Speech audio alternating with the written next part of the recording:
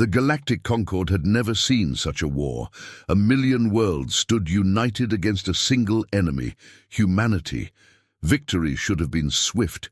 The humans were outnumbered, outgunned, and surrounded on all sides. But now, only silence remained. High. Lord Xiron of the Tivoth Dominion stood in the observation chamber of the War Council, staring at the final transmission from the battlefront. It played on an immense holographic display, a silent, looping footage retrieved from the ruins of a decimated planet. At first, the transmission showed what they expected: human forces cornered, their cities bombarded into oblivion. The skies burned with plasma fire. Alien warships blotted out the stars. The last human outposts were collapsing. Then something changed. The feed flickered, distorted, and resumed. What they saw defied logic. Humanity should have been begging for surrender. Instead, the remaining human soldiers stood atop the ruins, facing down an unstoppable alien onslaught with nothing but their rifles and unyielding defiance. The final message intercepted from the human command read, "Come and take it." It wasn't a plea. It wasn't an act of diplomacy. It was a challenge. Then the screen cut to black. No further transmissions, no survivors, no distress calls. Just silence. For the first time in galactic history, a coalition of 1,000,000 worlds had fought against a species they deemed primitive, chaotic, and reckless. They had expected a swift extermination. Instead, they had received something else entirely: annihilation, not of humanity, of themselves. Xiron's claws tightened against the armrest of his seat. The weight of failure pressed against his chest. "How?" he whispered. "How did they do it?" Beside him, Grand Strategist Volker of the Cathan Alliance exhaled sharply, her scales rippling with unease. "We thought we were superior. We thought they would break." Her voice was hollow as she pointed toward the silent display. "But we never understood what it meant when humans refused to kneel." The silence in the chamber deepened, stretching like a graveyard of 1,000,000 fallen empires. The silence of 1,000,000 lost worlds echoed across the void. The war was over, but no one could explain why. High Lord Xiron of the Tivoth Dominion sat motionless in the Galactic Concord's War Council chamber, staring at the ruins of their once glorious fleet displayed on the central holographic screen. Over 1,000 warships had vanished, no distress signals, no debris fields large enough to suggest complete destruction, nothing but ghost signals and scattered fragments drifting through the abyss. The council chamber, once filled with the confident voices of conquerors, now stood in uneasy quiet. Around the grand obsidian table, representatives of the most powerful civilizations in the galaxy fidgeted with their ceremonial robes, shifting in their seats, their bodies betraying discomfort. Even the Cathan, whose reptilian hides rarely showed emotion, looked unsettled, their scales shifting colors in muted shades of confusion. The central conflict, the unexplainable defeat. "This was meant to be a decisive extermination," Xiron finally spoke, his voice sharp, commanding. "We united the might of 1,000,000 worlds, gathered the largest fleet in recorded history. We had them surrounded. And yet—" His mandibles twitched as he gestured toward the void of silence where Earth's colonies had once stood. "And yet they are gone, and so are we."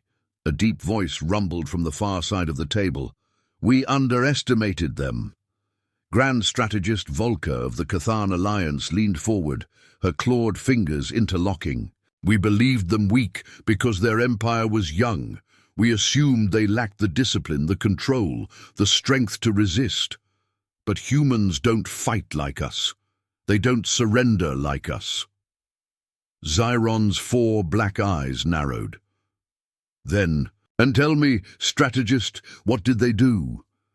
Volker exhaled through her nostrils, her eyes reflecting flickering holographic images of burning worlds. "They did something impossible." She tapped the console, and new footage played on the central display. It was taken from a Cathan dreadnought moments before it disappeared. At first, the footage showed the expected: human outposts crumbling under orbital bombardment, cities reduced to dust, refugee fleets burning in space. Yet amid the destruction, human forces did not flee. They advanced. In one instance, a human warship, clearly inferior to its alien counterpart, sacrificed itself by ramming into the heart of a Concorde battlecruiser, disabling it with an explosion so precise it could not have been accidental.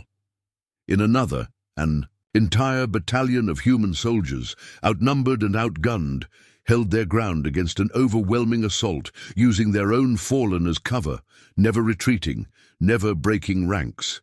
And then, the last footage, the one that made even the battle-hardened council members lean forward in uneasy anticipation. A lone human standing atop the ruins of a scorched battlefield, his armor cracked, blood dripping from his forehead. Alien forces surrounded him. Dozens of troops, weapons aimed, demanding surrender. He grinned. The central characters, humanity's enigma and the alien perspective. That grin, baring teeth full of something primal, sent a shiver down Zyron's spine. Why do they do this? He turned toward the council. Why do they fight to the last? Why do they not accept the inevitable? Volker shook her head. Because they don't see it as inevitable. They don't think like we do. They don't obey the laws of war that have governed us for millennia. To them, there is no such thing as a final defeat. Then where are they? Another council member interjected, voice tinged with frustration. Where is their fleet? Where is their homeworld? No one had an answer. Humanity had vanished. The millions of warships, the planets they once inhabited, even the remaining colonies in the outer rim, empty, as if they had never existed. But one thing was certain. They were not dead. And if they were not dead, then where were they?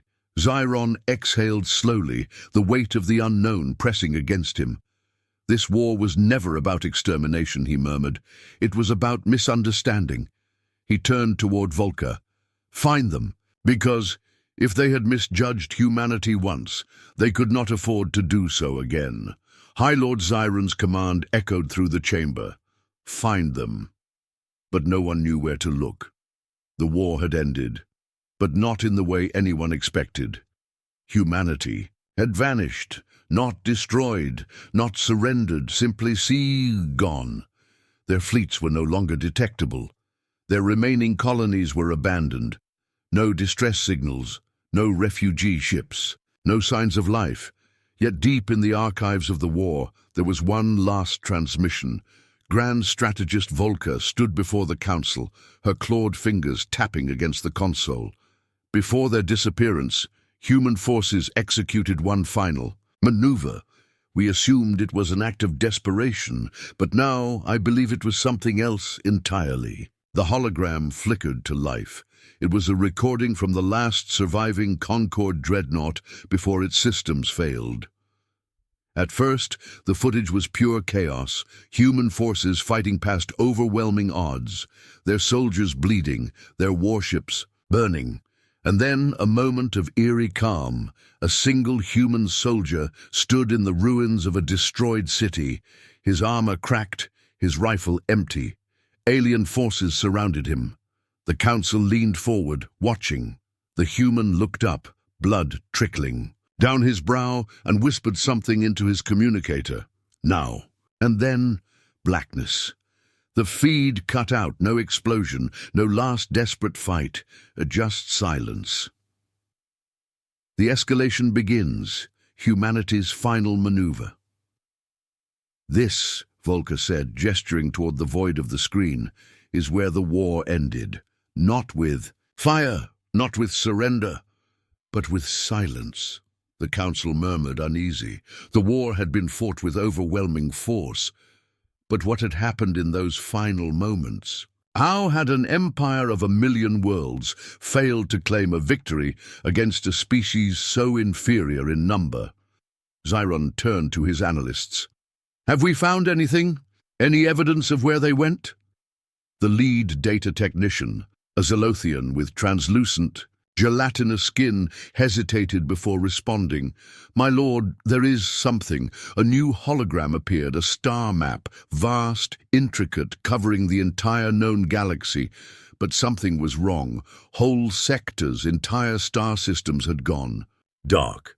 Not destroyed, not burned, just missing. "Explain," Zyron ordered. The technicians swallowed, their form shifting colors in nervous waves. "We detected a pattern in their movements before the final battle. Humanity's fleets weren't retreating at random. They were gathering." Volker's eyes narrowed. "Gathering for what?" The technician hesitated. "For Exodus. The alien perspective, the unraveling truth." The room fell silent. "What do you mean, Exodus?" Zyron demanded. The technician pulled up a second set of records. All human ships were converging toward a single region of space, a location outside known trade routes, outside explored territory. A new set of data appeared, a distant nebula on the very edges of the galactic rim. Volker frowned. "That's uncharted space. There's nothing there." "No," the technician said softly. "There wasn't." The data continued to update. The nebula, once empty, was now a swirling mass of gravitational distortions, as if something had torn through the very fabric of space itself. And then came the final piece of data. A single encoded human transmission intercepted moments before. The last human fleet disappeared. The message translated into 3 simple words: "We are watching." Zyron's mandibles clicked. This wasn't a defeat, he realized. This was a retreat. "No," Volker corrected. "This was a move, a maneuver. They didn't vanish in fear. They vanished with intent." The rising conflict, what humanity left behind, the discovery sent shockwaves through the Concorde. The war had not been won. It had only shifted into something else, something unknown, something far more dangerous. Scouts were sent to the edges of the known galaxy. What they found only deepened the mystery. In every abandoned human world, the same symbols had been left behind.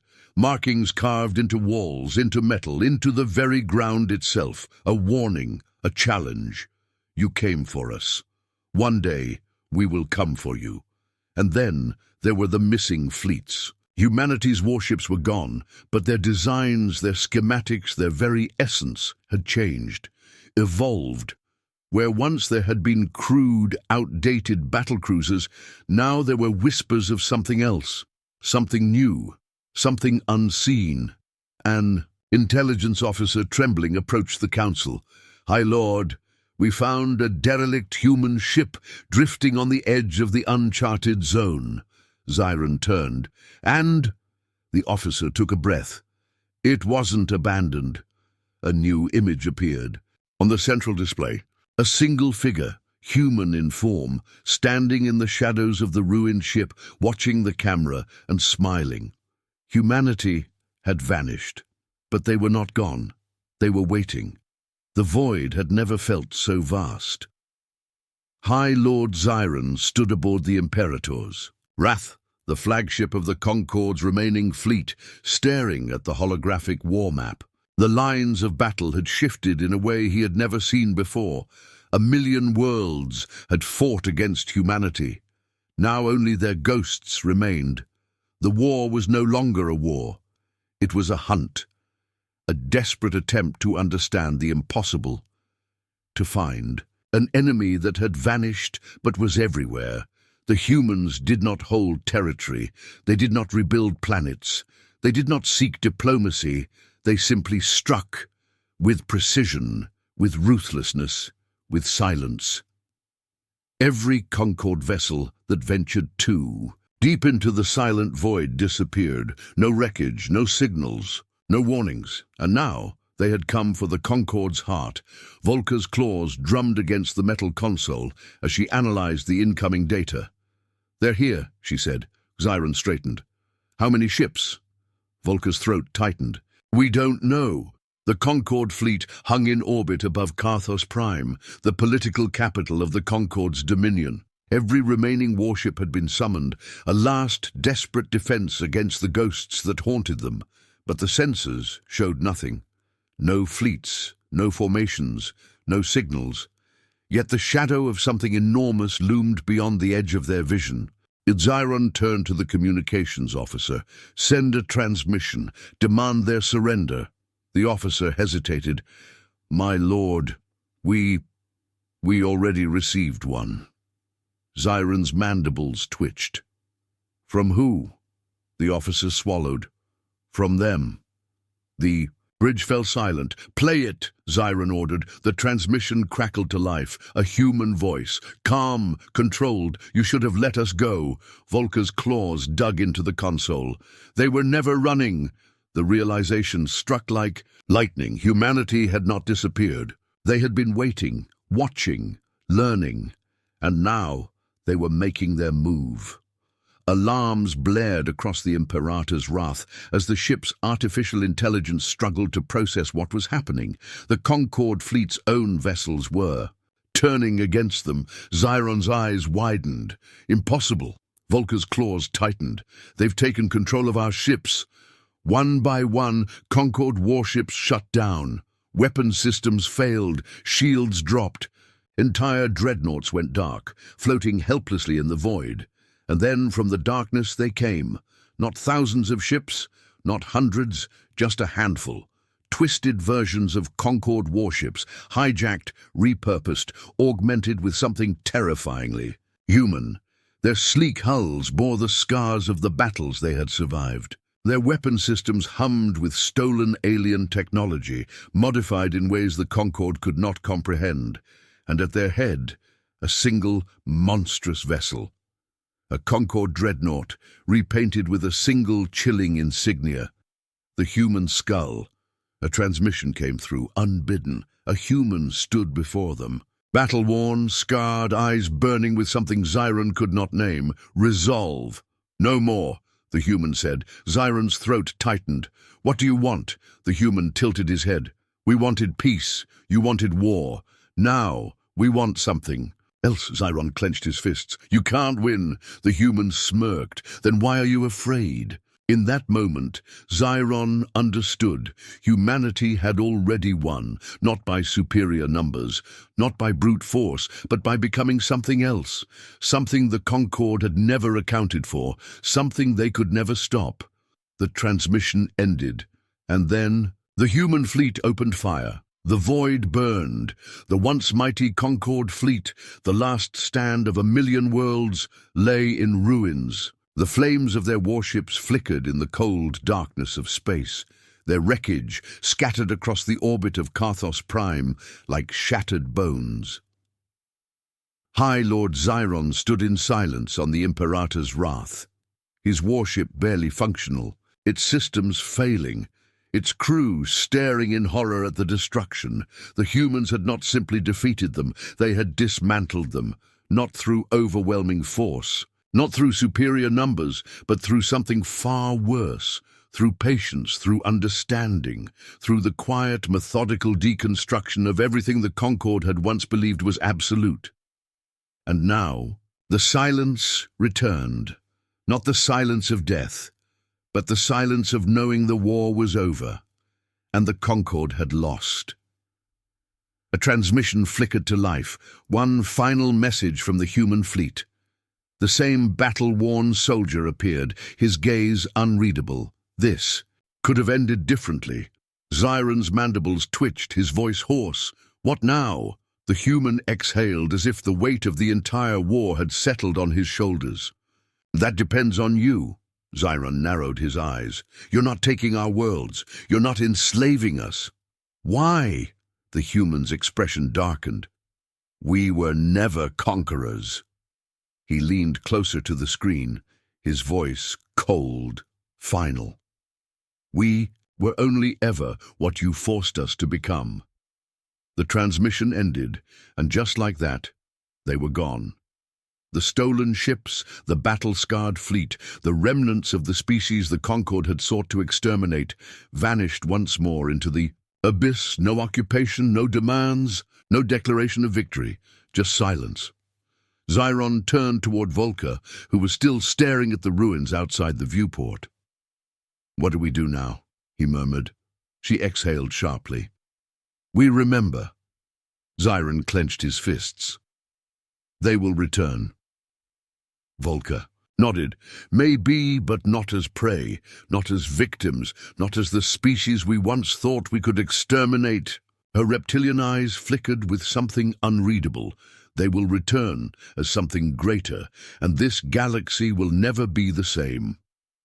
For the first time in history, the Concord knew fear, because 1,000,000 worlds had stood against humanity. And now, only silence remained.